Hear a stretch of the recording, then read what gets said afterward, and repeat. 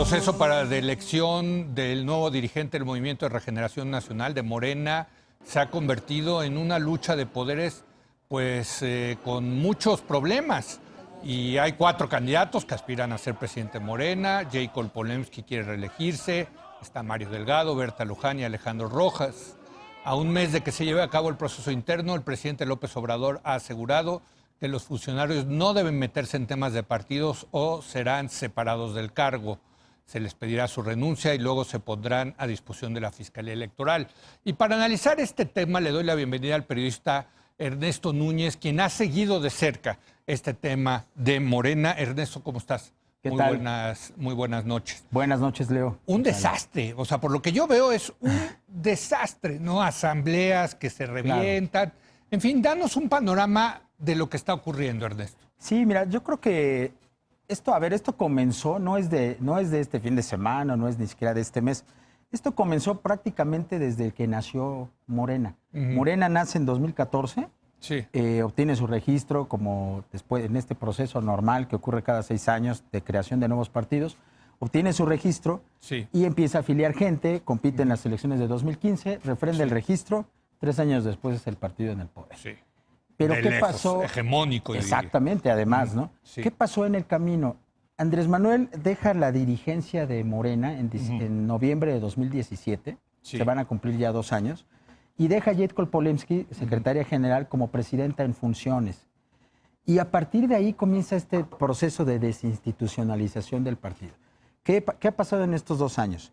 Que al ser puros liderazgos provisionales, lo que está ocurriendo es que Morena fue incapaz de crear instituciones internas, reglas, normas internas, los consejos sesionan a veces no, y era lógico porque había un fin mayor que era llegar al poder, sí. Que era la campaña de Andrés Manuel López Obrador. Había un líder muy claro, que era el propio Andrés Manuel, sí.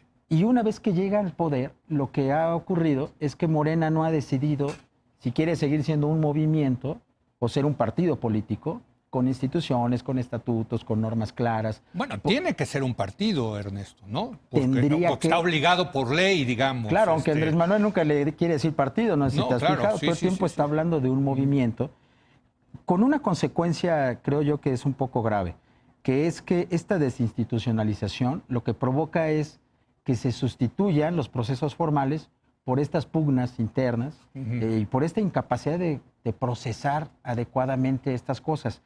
Hay un tema que es clarísimo, que es, por ejemplo, el del padrón. Morena afilió a 3 millones de ciudadanos mexicanos. Que es un chorro, ¿eh? Entre 2014 y finales de 2016, donde dijeron cerremos la afiliación. Cerraron, ¿eh? Que cerraron es una cosa muy interesante. La cerró Jacob ya, ¿no? La cerró porque esto se estaba desbordando. Sí. Entonces cerraron la afiliación y dijeron 3 millones, en lo que depuramos vamos a la campaña. Lo que no quisieron en ese momento es que al calor de la campaña de López Obrador se dieran una serie de afiliaciones masivas y que esto rompiera completamente al partido. Muchos oportunistas que ya veían que iba a ganar López Obrador y se querían subir al tren de Morena, digamos, ¿no? Paréntesis, muchos de esos no llegaron al partido, pero sí llegaron a las cámaras o incluso al gobierno. Pero el chiste es que se afilian esos 3 millones. Y en enero de este año, cuando el Instituto Nacional Electoral hace la depuración de todos los padrones de los partidos, va con el PRI, con el PAN, y dice, tú tienes tantos militantes, aquí los tengo registrados, y el INE inicia un proceso de 1 año para depurar la militancia de todos los partidos. En eso están. Se generó esta famosa app donde tú puedes ver si estás registrado a la mala en un partido o si estás 2 veces, en fin. Ese proceso termina en marzo del próximo año. Pero en febrero les da un récord de salida. Le dice, tú, Morena, tienes 317,595 militantes. Y entonces ahí... ¡Ah, caray! Todo el mundo dice, ¡ah, caray! Y los otros 2,700,000, ¿dónde quedaron? Sí. Resulta que ese padrón se perdió. ¿Por qué? Porque nunca se terminó de procesar ante el Instituto Nacional Electoral las afiliaciones, nunca se subieron. O sea, nunca se lo pasaron al INE. Nunca lo institucionalizaron ese padrón. Nunca lo pasaron a la autoridad electoral. Exacto. Pero quiero pensar que en estas épocas digitales debe haber un USB o un Excel en una sesión de Consejo de Morena el 17 de julio pasado, Gabriel García, que hoy es hoy sabemos que es el coordinador de programas para el desarrollo, Sí. que él era el secretario de organización de Morena, el que hizo ese padrón. Sí. Él dijo efectivamente, hey, aquí está la USB. Ahí está. Yo tengo el padrón con 3 millones, sí, nada más que no está validado por el INE. Entonces, por ejemplo, el pleito por el padrón es un pleito que está fracturando a Morena. ¿Por qué? Porque Jade Cole dice, vamos a una elección con 317,000, y Berta Luján y Gabriel García dice, vamos a una elección con los 3 millones que aquí tenemos. Creo que al final ya hay un acuerdo para ir a una elección con un padrón que ya más o menos entre los dos medio validaron de 1 millón y tantos de militantes. Y el presidente dijo... Vamos por encuesta. Vamos por encuesta, cosa que Mario Delgado dijo, yo estoy de acuerdo. Exacto. O sea, nada más para poner en contexto que hay otra opción, ¿no? Exactamente. Sí. Pero ni siquiera queda claro hoy, Ernesto, cómo va a ser la elección. Ese es el tema. Ya están corriendo los procesos. Morena, los planes de Morena era, septiembre elegimos consejos distritales y municipales, octubre elegimos consejos estatales, y el 20 de noviembre llegamos a nuestra gran elección de organismos nacionales, del CEN y del presidente o presidenta del partido, porque quieren que el 20 de noviembre entre una nueva dirigencia a Morena. Pero en estos momentos se están llevando a cabo estos consejos distritales. Estamos en octubre. Claro, ya debió haber sido, pero están en los distritales. Y muchos se han reventado, Ernesto. Muchos han reventado. Digo, el otro día Alejandro Rojas Díaz Durán, que es uno de los aspirantes, él daba el dato, decía que de 238 consejos distritales convocados el fin de semana pasado, se suspendieron 71. Se suspendieron por las siguientes razones: porque había padrones rasurados, porque había violencia o vandalismo, porque había exclusión de líderes en los procesos, porque había cambio de sede de los congresos de manera inmediata y sin avisar a nadie, porque había una serie de anomalías de las que se supone que Morena... A ver, la carta de ayer del presidente es, venimos de una lucha en contra del fraude electoral, de todo esto.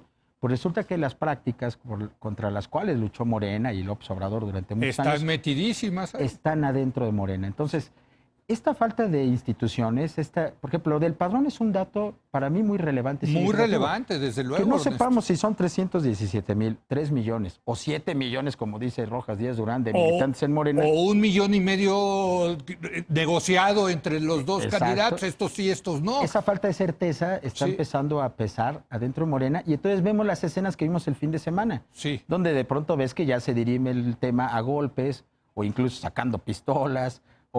¿Pistolas? Pues eso se ha estado viendo, lo documentó el periódico Reforma hace un par de semanas, de cómo ya las amenazas y las confrontaciones entre ellos pues suben de tono. Ese tipo de cosas pues hablan muy mal de un partido que ya está en el poder. A ver, Ernesto, pero también hay que decirlo, el pegamento de Morena es López Obrador. Por supuesto. ¿No? Y López Obrador pues ha tenido una actitud, vamos a llamarla ambigua o tibia, no sé cómo caracterizarla, frente a Morena. No sé, o te lo pregunto, ¿cuál ha sido la actitud del gran líder, ¿no? Del pegamento del movimiento que es López Obrador? Por eso yo me remitía el 20 de noviembre de 2017, hace 2 años. Cuando López Obrador deja la dirigencia del partido para iniciar su precampaña y después su campaña, les dice, ustedes háganse cargo del partido. Y lo cierto es que no ha habido liderazgo capaz de hacerse cargo del partido.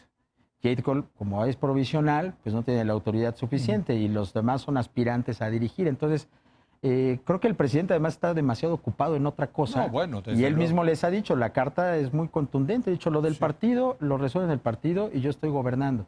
El problema, creo yo, Leo, más en un análisis más global, es que Morena se está debatiendo entre ser un partido de Estado al estilo PRI, que por lo visto el presidente no quiere que sea eso y no está asumiendo este liderazgo tipo Plutarco Elías Calles cuando fundó el PRI. Claro, que diga, va Berta o va Jacob y ahí arréglenlo, ¿no? Aunque todo el mundo sabe que la palabra del presidente a veces es la última palabra. Pues yo creo que sí, ¿no? También. Pero él no está asumiendo ese liderazgo de manera visible y entonces hay mucho descontrol sobre cuál es la línea que trae él.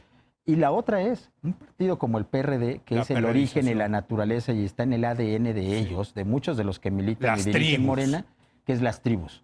Y que eso se asemeja más a este movimiento, donde tienes una serie de corrientes muy peleadas entre sí por los cargos en disputa y que además con un ingrediente adicional, Leo, Morena seguramente es una cosa muy apetitosa para cualquier político. No, es un pues partido que va a recibir 1,000 millones de pesos de financiamiento es el público. partido gobernante y el partido que va por todas. Claro. Ahora, lo que tú estás diciendo es, si los dos modelos, el PRI de antes o el PRD de antes, pues no son muy buenos modelos, que digamos, Ernesto, ¿no? O sea, en realidad tendrían que buscar un nuevo modelo, claro. ¿No? Para los tiempos modernos y en medio de una crisis global de la democracia y de los partidos y de excepción de la ciudadanía, sería muy interesante que Morena realmente demostrara que puede desarrollar un modelo distinto de cómo ser partido político en el poder. Es un reto formidable. Y es un reto. Pero para eso se necesita liderazgo y yo creo que el único que tendría ese liderazgo sería López Obrador, Ernesto, ¿no?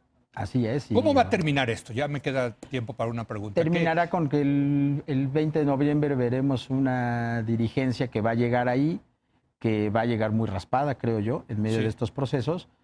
Parece que todo está apuntando a que será el grupo de Berta Luján el que termine ganando la cosa, pero a partir de ahí esto ya no lo van a recomponer de aquí al 20 de noviembre. Yo creo que la dirigencia de Morena que llegue el 20 de noviembre, ya sea Berta o ya sea la reelección de Jade Cole o incluso Mario Delgado, su reto es eso, cómo institucionalizar el partido, cómo le pone reglas. Y a partir de ahí lo que tendríamos que ver sería la construcción de un partido. ¿Por qué? Porque el 2021 está a la vuelta de la esquina. Es que lo que está atrás de esto son las candidaturas en el 2021, Ernesto. Por supuesto. ¿No? Y quien vaya a ser el líder, el dirigente, a ser fundamental para esto.